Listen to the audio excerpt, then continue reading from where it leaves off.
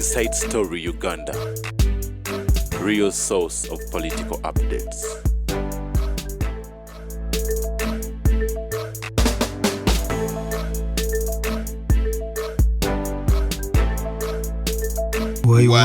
Wana Mirundi ne mama Mole namato mwogera bifo byammwe ate bakikujja kufuuka ki ekifo bugati nze gundi nze press secretary Rwanda agamba kitaawo soka kwero si wano mutabani wa Semakula inga tunaba muzukuru zikusoka soka kwenda mutabani wa Semakula mutabani wa engineer Semakula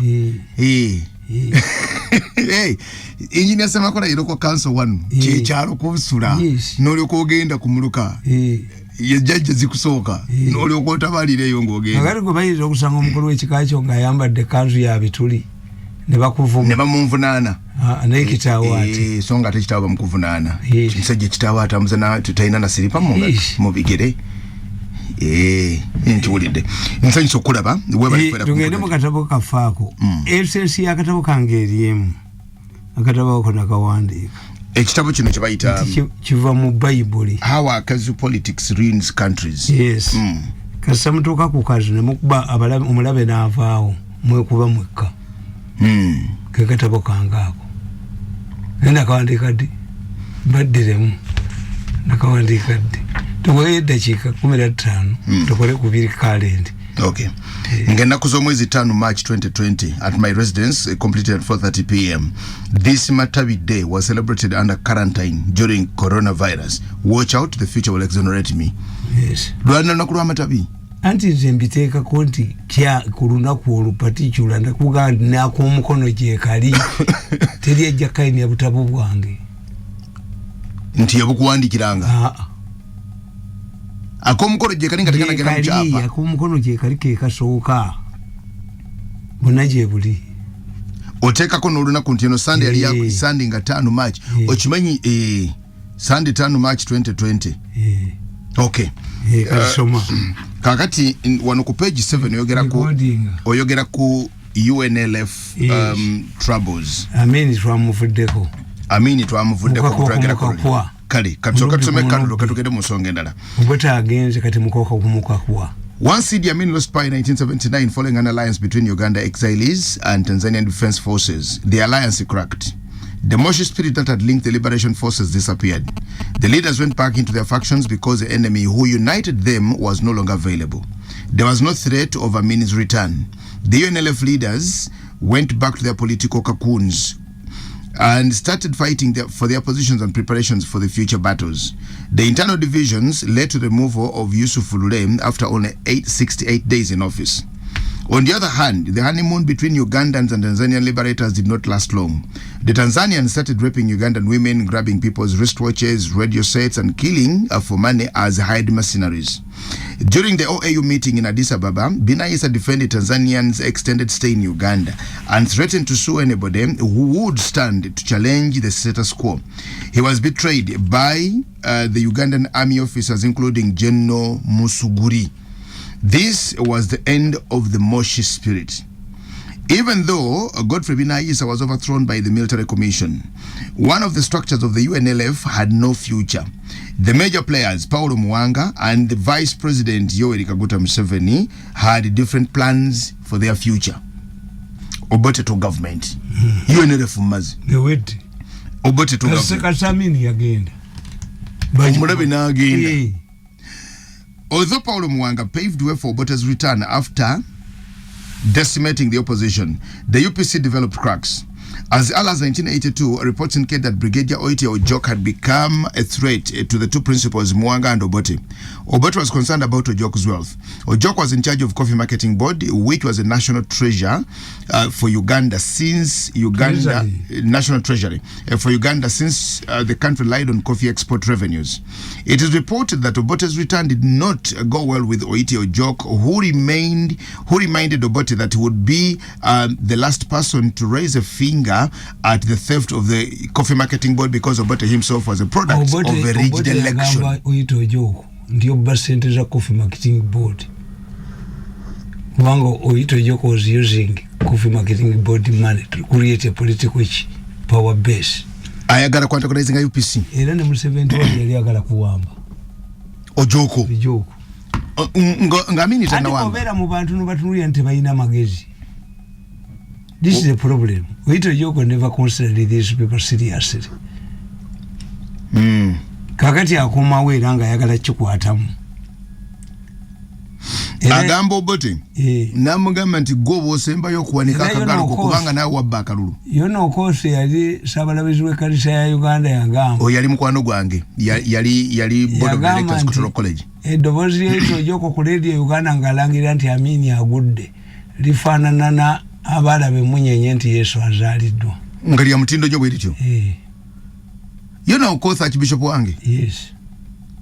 Yono kothi yali mukwano gwange ddala personally. Yes. Nali mulenzi muto nnyo. Nabagamba nti bali bagoba abantu mu Kampala. Bino bye bagobamu abantu. Wito Ojoko yabayita. Nabagamba muli basiru. You are fueling the rebels. Bemugoba wano balagawa. Ekyabanyarwanda kifeerinzi. Wito Ojoko n'abayita abakubi b'engatto abakibonna. Era ffe otwagira mu Kampala. Nga bayinamu abakesisa abakubi b'engatto bayina obubokisi bwe yabawa obuli mu tuluzi zonna. Wito Ojoko nakola coffee marketing board nga y'amaanyi nnyo. Coffee FC. Coffee njijukira. Yes. Coffee FC. Yes. Oba yalimu Richard Mugalwabo Coffee FC. Wito Ojoko rebranded himself. Kati Obote amugamba nti obba ssente z'emmwanyi. Namugamba gwe nga gwe walisembyeyo kuŋŋamba okubba gwe yabba obululu. Obunaneza bemwanyi. N'abayita ne muwanga n'abaga you people you are quarreling. Mwenangira bajjako. Nabaga nti Wito Ojoko yayimira mu parliament. Nga baleesemu ekiteeso mu parliament 83. Bajjemu ababaka 10 ab'amagye. Nchikino nkiraba kansome. When Parliament was debating the motion in which the government wanted to remove the 10 army MPs. Etegeeza ba MPs tabatandikidde ku mulembe guno. Balimu. Let them come and witness what we are doing. Kubege very time they bawamba government parliament. Abantu balowooza nga abasirikale Museveni yabalesemu. N'abazira baaliwo. So ba ame MP 10 era. Yasoka kubeera heroes. Bono bakule igisi ne bagifuula heroes day ey'abantu bonna. Okay. Kubera yali ya heroes day yali Obote eyennyamuro nga naye egikyusa 27th May. Egikyusa ne kiva mu heroes. Nijifomu heroes offended ku S. Wito Ojoko threatened to topple government. Honorable members, I am afraid if this motion is passed tomorrow, you will not sit in the same seats you are sitting in now.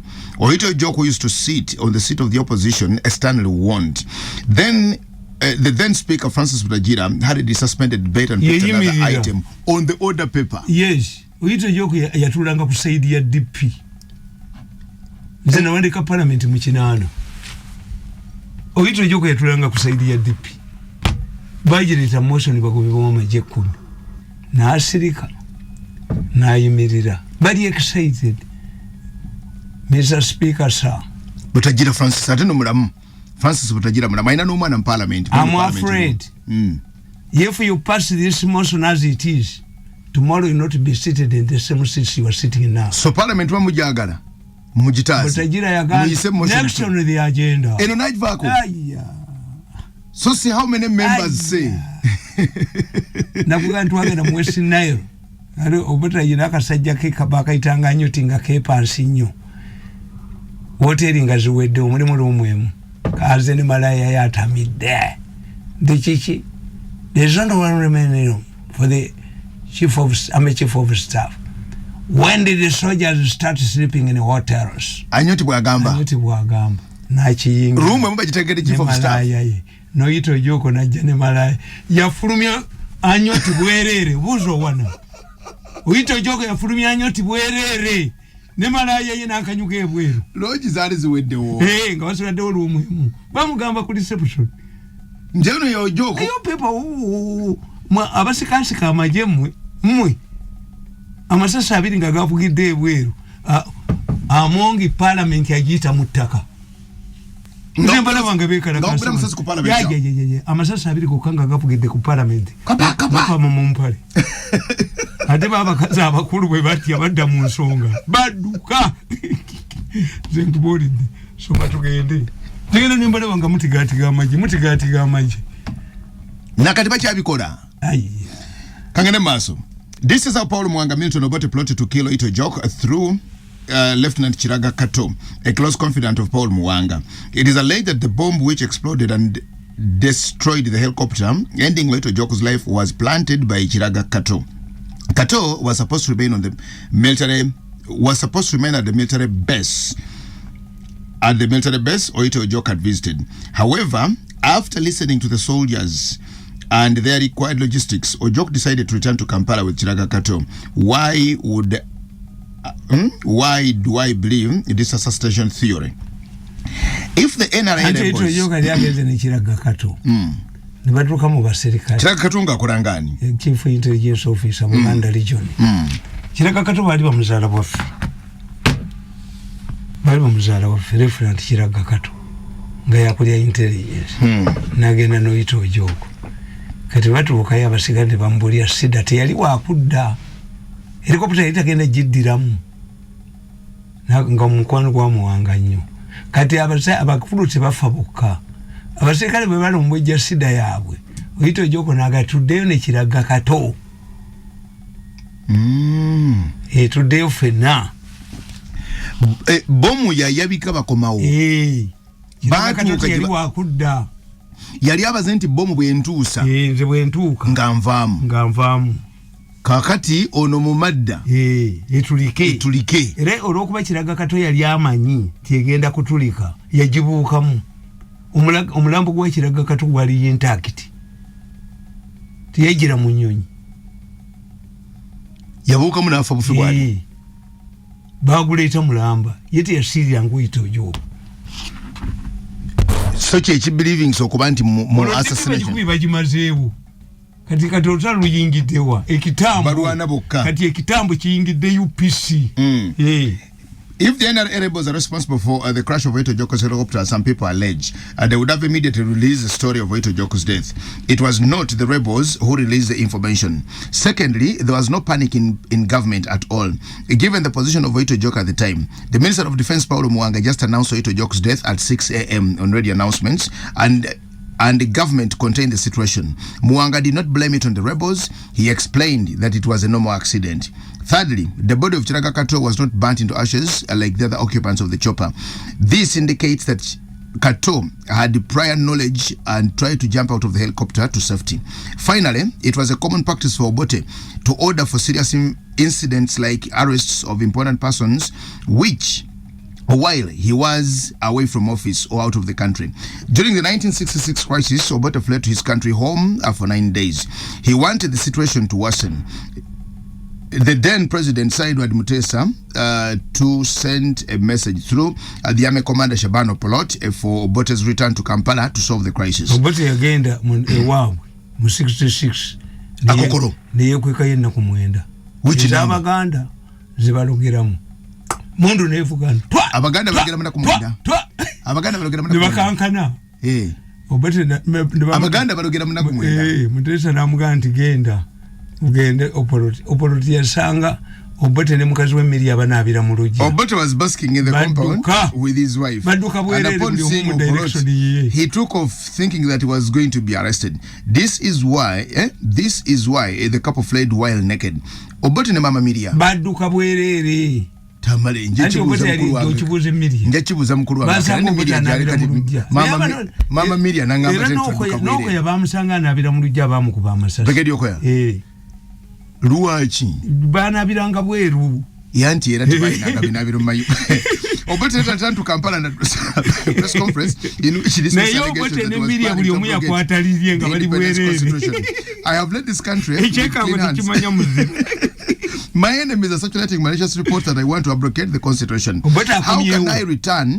How can I turn against the constitution I struggle to make when the opposition leader Ben Chwanka stormed out of the constitutional talks in London? He asked, He, however, did exactly the same thing a few days later. Even at the time when he was overthrown in 1971, Obote was in Singapore. However, he had left behind directives to have Idi Amin arrested. Therefore, Oito Joku's death fits in this pattern. It happened when Obote was away on a foreign trip. Upon his return, he shook only Paul Mwanga's hands, leaving all the other ministers in hell. There is, however, another side to the story. It is alleged that Mwanga acted alone to weaken Obote. It is alleged that Obote even feared assassination upon his return. I don't believe in this theory, though. Mwanga was still loyal to his boss. He had not established any contact with the rebels. He met Chirunda Chive Jinja in German later, and afterwards he met a delegation of the NRA rebels led by Major Katabarwa. This was a time when the leadership of the UPC split took over, and Obote shifted trust from Mwanga to Chris Rakasisi and Peter Utai. This is why all those who attended the meeting with Katabarwa were killed apart from Paulo Mwanga. The killers were led by the late Captain Namiti, a commander Simba of Mbarara. Namiti was arrested by the NRA and died in police custody. Awawede. Obote tu awede. Kati wanoda ku Mwanga overthrows Obote. Wembandaga? Okay. Remember, the gist of the submission is that once a united group whose unity is a result of a common enemy goes, the unity or alliance develops cracks. The Bushwa in Ruero had united the Acholis and the Langis because Museveni's victory spelled doom for them. However, they lost the war due to the high number of human losses and low morale. The Acholi soldiers, who formed the bulk of the UNLF, started complaining that while they were losing lives on the front line, the large numbers, the Langi officers, were busy stealing money in Republic House, the headquarters of the army. They further alleged that the Langis registered a few casualties because they were not deployed at the front line but given easy assignments. This was the period when Oito Jok died. Obote found himself in an awkward situation. He could not entrust the army to the Acholi when the same group was disgruntled. The Acholi, on the other hand, wanted one of their own, especially Basilio Oral Okelo, to succeed Oito Jok as Army Chief of Staff. In my opinion, the Acholi were not fair because Okelo... They're not fair.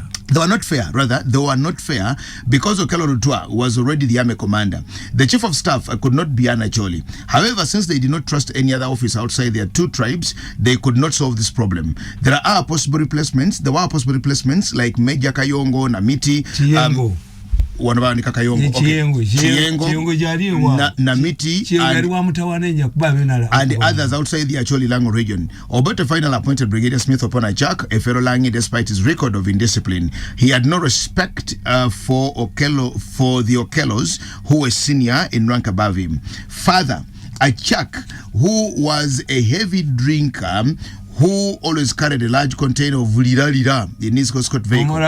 He also did not take part in the Liberation War. He joined the Liberators in 1978 after completing a military course in Army Tank Operation in Greece. However, Obote plotted to isolate Mwanga and two Okelos when he appointed Oponachak, a fellow Langi, as the Army Chief of Staff. Secondly, with the help of the British military, teams of trainers from Tanzania and North Korea commandos, Obote trained over 20,000 troops and equipped them with Korean-made arms, including the famous Katusha. The troops were deployed in Luwero to flash out Yoweri Museveni once and for all. He picked a fellow Langi, Lieutenant Colonel Charles Ogole, on Yabadine Sejuse Nakwezo, to command the operation. Jabaite anti-banditry. Anti-banditry. Okay, I remember that one. To temper all Mwanga's influence. Tanzania, North Korea. Bonna bali wanunga batraining but yabaletire ekibinje to prove to the Acholis even the Langis were warriors. Okay. To temper Mwanga's influence, Dr. Obote also appointed Peter Utai as Minister of State for Defense with powers and finances to flash out the NRA rebels. He also entrusted Chris Rakasisi, who was spitting fire with the Minister of Security, in whose docket fell NASA's Dr. Obote's spy agency. Chris Rakasisi mzee wangi. Bamuwa okubeera Minister wa Tourism nga n'ebina abiina kyeyasooka okukola yagaa nti ngenda ku rehabilitating Naire Manson. Mwanga mwakolera Muwanga kyamunyi n'entimbe n'azijjamu n'emmeza n'entebe n'agenda nabyo. Nga rehabilitating atya. Lwaki osooka mugiye? Lwakasiiso oyo ayina engero oyo. Yagamba nti omusota gwayina mukwano gwako ensanafu. Omusota ne gugamba ensanafu. Jangu onkebera erinnya mu kamwa. Omusota ensanafu n'egamba mukamwa. Nze siri mukobezi w'amannyo.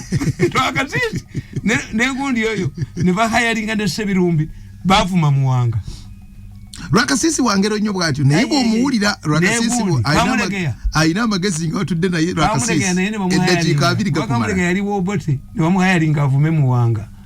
Muwanga yalagira abasirikale bano ne Kamulega ye Kampala mukadde obaani yabuulira Kamulega yayita mu ttaka n'asangawo Isa Lukwago bamutwala tayina mpale nga badde kimpale Isa Lukwago bamutwala tayina mpale Isa Lukwago ate yaliwa eyo embeera wali ogirabyeko wano nga abamuwanga bwe bakuyoola owedde abalwakasisi tebakujjaayo era waliwo omuganda w'Obote yajja mu KCC yali kansala nga balonda naye ng'ava Jjinja naye ng'ajja mu State Council ne batudde n'asaba mu ssente kati asanga mu Semaganda mugati wali ssente kuba council tetudde n'azijjawo n'amutema oluyi n'amugamba nti gwe n'Abaganda temwagala Obote gundi Semaganda n'agamba Muwanga temuganda w'Obote ankubi Muwanga n'alagira bamunooyi yaddukire wa Obote namugamba nti omanya amagezi genkuwa Muwanga bwakwata koli mufu naye kankuwa emmotoka ekutuse mangu eruzira ofuuke Roja nga Muwanga tannakwata eruzira afuuke ki babayitanga ba Rogers nga bakuteekayo eruzira n'ebidandi bamuteekayo toyina musango naye oli mwamuzanya mugizeeyo nze njagala nnyo ensi eno mugizeeyo abaana bange bangamba munaffe twagala tuddukemu kale muddukemu abaana bangala baddukemu bamanyi kye basaba naffe twagala tuddukemu bamanyi kye basaba nga nammwe bwe mwaddukanga kale muddukemu bamanyi kye basaba ayayaya gwe nga Bamuwanga bwe bakunywa ate mugenda kituukako njeeta tujja kituukako abasabi basabe tuleme kituukako abaana bo kye basaba ekyo tetwagala waliwo omulenzi ajoze nnyo abantu Lwakasiisi at the time not seeing eye to eye with Paulo Muwanga. He used the opportunity through the Nyankore proverb to reveal that the frosty relationship between Muwanga and Obote. It was at this point that Muwanga changed his attitude towards the opposition politicians. He reinforced FEDEM and UFM, which had earlier crashed. This is how he managed to form a coalition after Obote's downfall. Paulo Muwanga wanted to introduce a new political dispensation which would effectively isolate Yoweri Kaguta Museveni as a warmonger. He crafted a government of national unity where he was the prime minister and Okello Lutwa became a ceremonial president. This means that Muwanga wanted to realign the country at Independence Day. Muwanga managed to convince the fighting groups to join his government of national unity, save for the NRA. Anti-Afuka Prime Minister. Executive Prime Minister. Basimogere ne bagenda. Yali atesa ddala. Obote olukati adduse. Kinana mu 5. Yes. Obote agenze. Obote agenze Museveni anyinyitiza naye alemeddeko. Twali mu press conference omusajja najjanga adduka n'agamba Paulo Muwanga, Your Excellency, His Excellency the President wants you. Muwanga n'amugamba, you can't tell the President that the Prime Minister is busy. Yeah. Hey. Prime Minister ali busy. Naye ng'ekyo bakiziziza President. Ekitegeeza nti President byanswa. Bwe bibalema bano bonna bafeddemu baani ne olutalo ne lubalema. That was the change of the equation. Ne bagatuleete basajja ba Amini be bajja okkuba Museveni. Aba UA bakola ensobi. Nyerere could not allow a government they are supported by Amini soldiers. It is in populism ze bagula. Olupapula lwangabo Kayira yaluteeka mu sitole. Maria Mungu mutaka mu Uganda yagenze ne mulago n'anoonya ewali mukazi w'ennaasi Kayira lutakome. Nga bya bulimba. Kayira lutakome. Tu insight Nyerere.